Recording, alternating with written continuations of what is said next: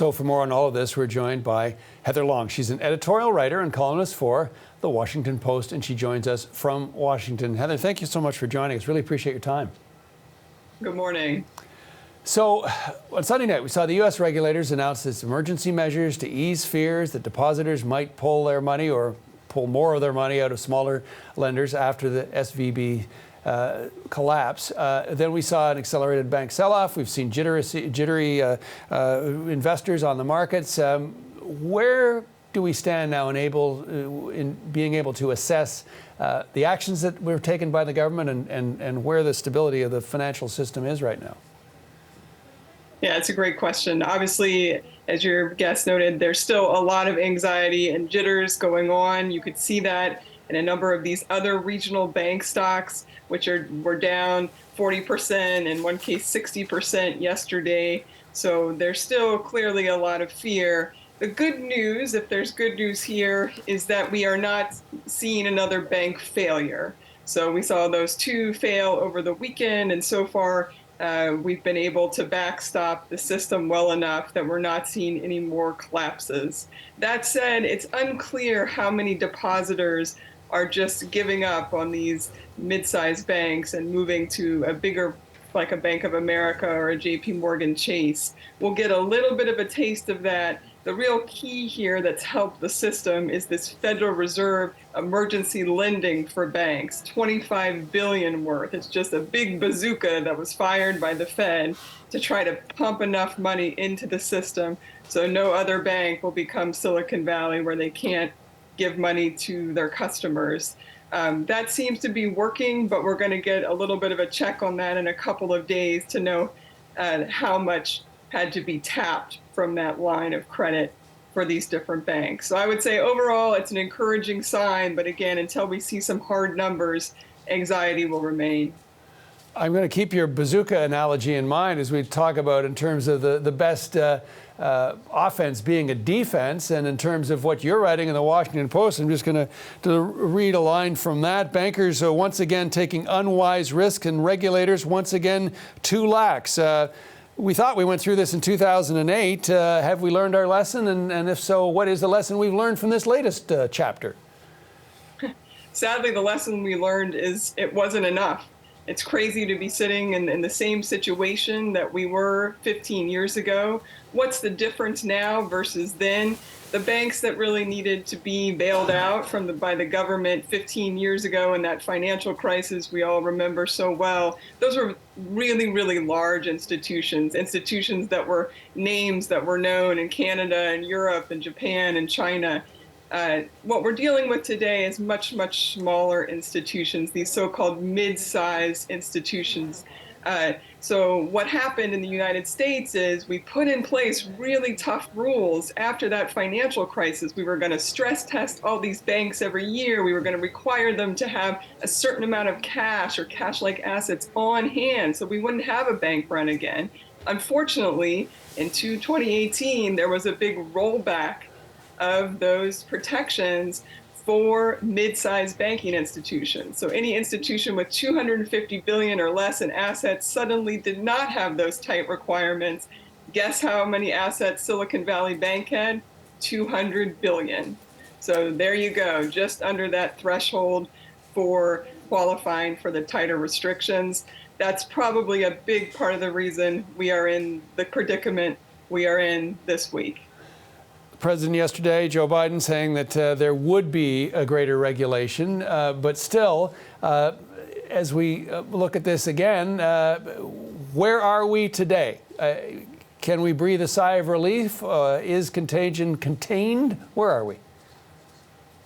I think so. Now, I'd like to be able to say 100% positively it's contained. But the reality is, if confidence fails, if we see something similar to what we saw on Thursday with Silicon Valley Bank, or a bunch of those businesses, in this case, a lot of startups and venture capitalists, were literally slacking each other. They were on one of those chat programs telling each other to withdraw money. The amount of money they withdrew in a day, $42 billion. There's a lot of banks in the U.S. and Canada that would struggle to be able to deal with that level of sudden withdrawals. So theoretically, we're safe. This backstop, this big bazooka from the Federal Reserve has been fired, and it should be enough to prevent any more bank runs. The United States government is also signaling to everyone that we will protect all these customers, even ones who probably should be allowed to have a few losses. So the protections are there, but again, confidence can be very tricky. And I've heard a lot of phone calls from different businesses and different individuals who are debating, should I move my money out of Zions Bank or Pac Corp or one of these Western Alliance, one of these other banks that's really under pressure right now. So far, it seems to be a modest move of money out of there, but I think we'll all feel much better if we can make it to the end of the week without any big withdrawals. Okay, let's talk about that end of the week, or at least in the coming days, in terms of how this might affect, say, interest rates, political fallout. What are you watching for in, say, the next 2 weeks out of all of this? Yeah, it's crazy that just a few days ago we were expecting the Federal Reserve in the United States to hike those interest rates possibly by 50 basis points, so a quite sizable increase to try to control inflation. Obviously, after the events, after having the second and third largest bank failure in U.S. history, we are starting to see things break with this really rapid increase in interest rates in the United States in the past year. I personally think the Fed will probably go on pause in March, just give some time to assess the situation, to see how things play out, to stabilize. But this morning in the United States, just before coming on here, we saw the latest inflation report for the U.S. It's still high. You know, we're at 6% inflation for the past year. That is well above the 2% target. And unfortunately, a lot of the inflation now is that really hard and stubborn services inflation. So inflation for shelter, for waiters and waitresses, for recreation, for going out on travel, all these services type industries. And that's really hard to tamp out. So you can see why the Federal Reserve has been aggressive. And I'm not sure they've stopped for good.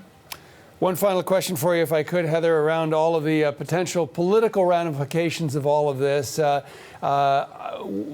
What's going through, well, I was asking you what's going through Joe Biden's mind. What might be going through Joe Biden's mind in terms of all of this and his possible, very likely call for that he will serve as a candidate for re-election? What are the political metrics do you think are being considered in all of this? It's really interesting. The Washington Post, we've reported on some of those behind the scenes over the weekend. It was a crazy weekend for the White House. When the president was first briefed on a lot of this, he didn't want to do a bailout. He wanted to make sure the word bailout could not be used. He was obviously in the White House during some of that fallout of the financial crisis. He knows the backlash. He knows how frustrated middle-class Americans are to feel like they are constantly asked to bear the brunt of the economic problems, while the rich people in Silicon Valley and Wall Street get bailed out. They were able to sort of do a little bit of a dance here. They're using money that from a bank fee that's paid to the Federal Deposit Insurance Corporation to do this, quote, bailout. But it's not taxpayer money that's being directly used this time. Overall, what does this mean for Joe Biden? He was just last night in California campaigning, and with some of his donors, he loves to tout the economy. Certainly the job situation looks very good. We've avoided a recession so far. He's got a lot of positives to run on, but he better hope, like the rest of us, that this banking crisis is done. Okay, great talking to you, Heather. Wonderful to get your insight on all of this. Appreciate it. Thanks, John. Editorial writer and columnist for The Washington Post, Heather Long.